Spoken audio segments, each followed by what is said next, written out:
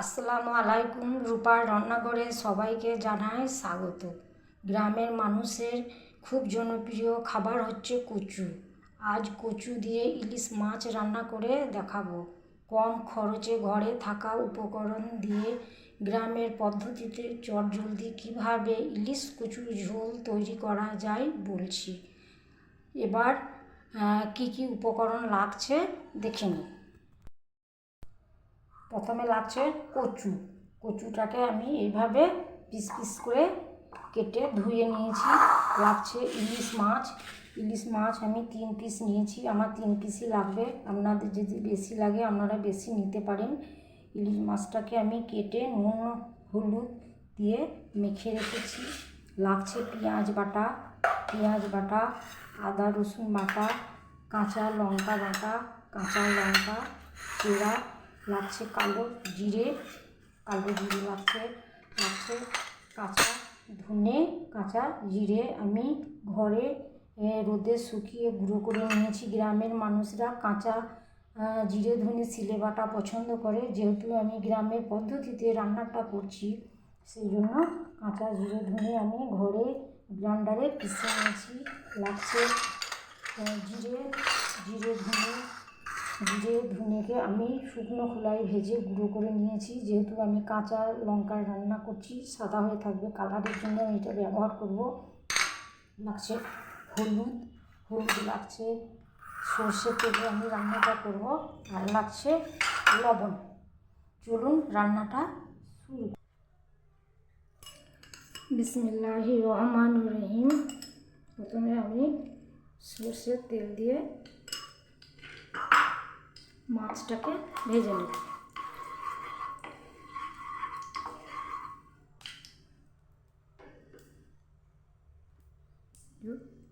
মাছটাকে হালকাভাবে ভেজে নেব।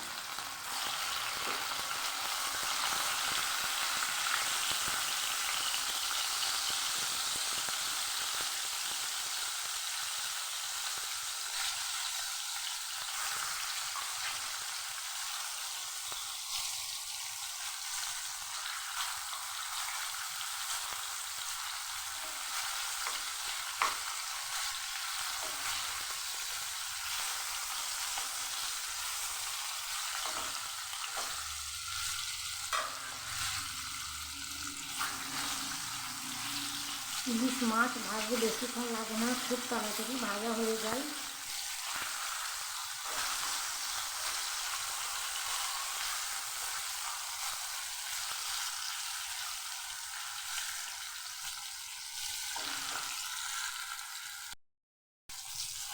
এই দেখুন মাছ ভাজা হয়ে গেছে।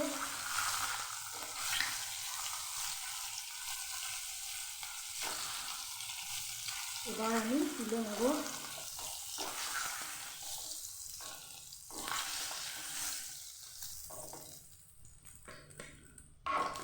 এবার আমি মাছ ভাজাগুলোকে তুলে নিলাম।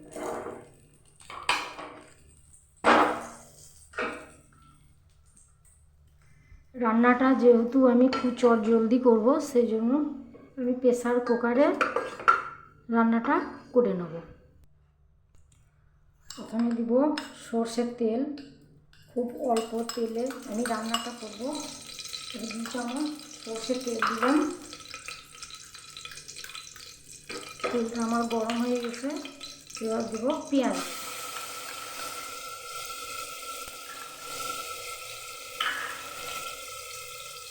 দেবো আদা রসুন বাটা, 1 চামচ আদা রসুন বাটা দেবো।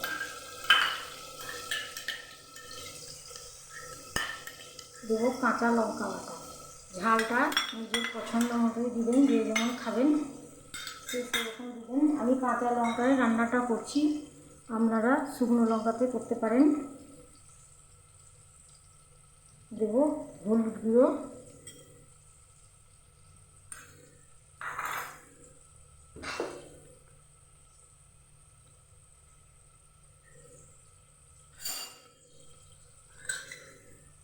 দেবো কাঁচা জিরে ধনের গুঁড়ো,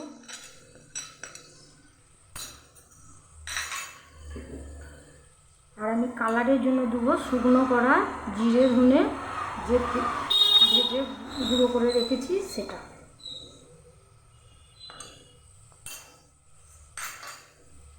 ভালোভাবে মশলাটাকে কষিয়ে নেব।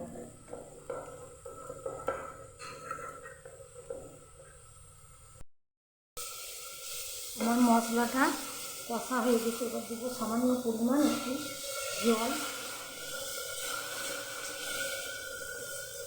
যাতে লেগে না যায় সেই জন্য আমি জলটা দিলাম। এবার যে কচুগুলোকে কেটে রেখেছি সেগুলো দিয়ে দেবো।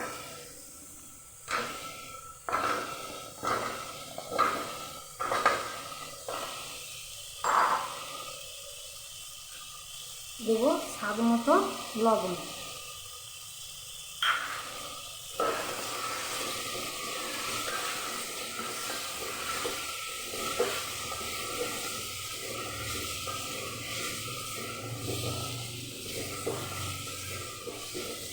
কচুটা কষা হয়ে গেছে, এবার দেবো পরিমাণ মতো জল।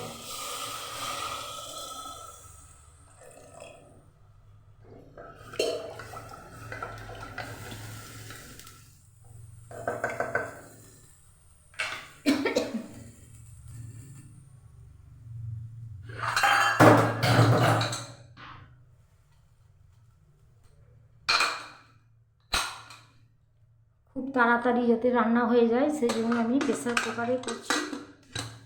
প্রেসার কুকারটা ঢাকনাটা লাগিয়ে দিলাম। আমি সিটি দেবো না, সিটিটাকে খুলে নেব যাতে কচুটা ভেঙে না যায়, সেই জন্য আমি সিটিটাকে খুলে নেব। এইভাবে ভাপ দিয়ে আমি সেদ্ধ করে নেব।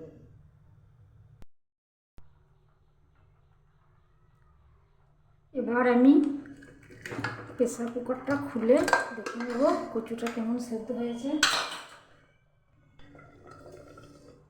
এই দেখুন কচু আমার সেদ্ধ হয়ে গেল কত তাড়াতাড়ি, একটাও কচু ভাঙেনি।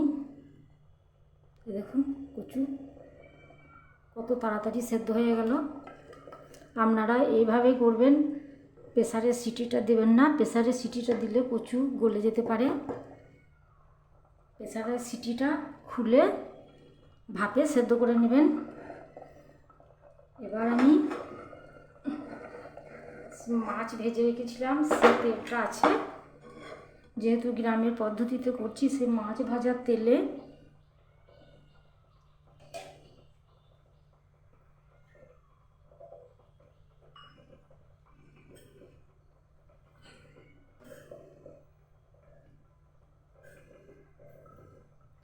এক চামচ কালো জিরে দিয়ে দেবো। 1 চামচ কালো জিরে দিলাম, কারণ ইলিশ মাছ কচুর সঙ্গে কালো জিরে খুবই সুন্দর ফ্লেভার আসে, ফ্লেভারের জন্য আমি কালো জিরেটা দিয়ে দিলাম।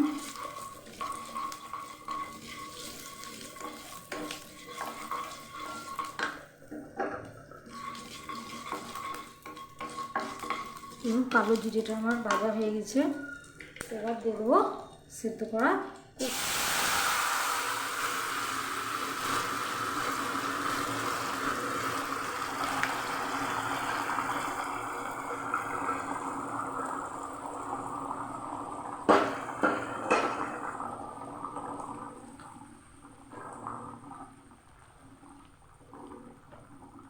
সেদ্ধ করা কচু দিয়ে দিয়েছি। এই সময় গ্যাসটাকে একটু কমিয়ে নেবেন। এরপর দিয়ে দেবো ভেজে রাখা ইলিশ মাছ।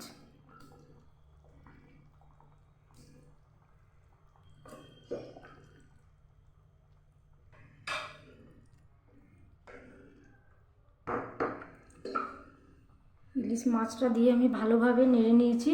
এবার ঢাকনাটা দিয়ে কিছুক্ষণ রান্না করে নেব। এবার ঢাকনাটা খুলে দিয়ে দেবো কাঁচা জিরা লঙ্কা। আপনারা ঝালটা যে যেমন পছন্দ করবেন সেরকমই দিবেন। কাঁচা লঙ্কাটা দিয়ে আমি একটু ঢেকে রেখে দেবো।